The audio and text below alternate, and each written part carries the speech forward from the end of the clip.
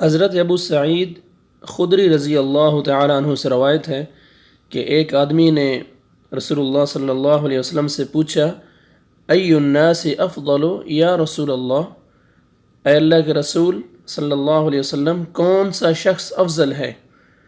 قال علیہ الصلاۃ والسلام، مؤمن مجاہد بنفسہ ومالہ فی سبیل اللہ۔ اللہ کے نبی صلی اللہ علیہ وسلم نے فرمایا، وہ مومن جو اللہ کے راستے میں اپنی جان اور مال کے ساتھ جہاد کرے۔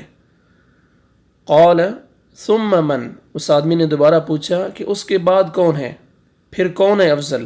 قال علیہ الصلاۃ والسلام، ثم رجل معتزل فی شعب من الشعاب یعبد ربہ۔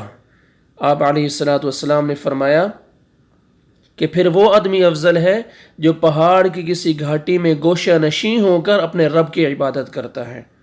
یہ متفق علیہ حدیث ہے، صحیح بخاری اور صحیح مسلم کی حدیث ہے۔ صحیح بخاری کی حدیث نمبر 2786 اور صحیح مسلم کی حدیث ہے، حدیث نمبر 1888۔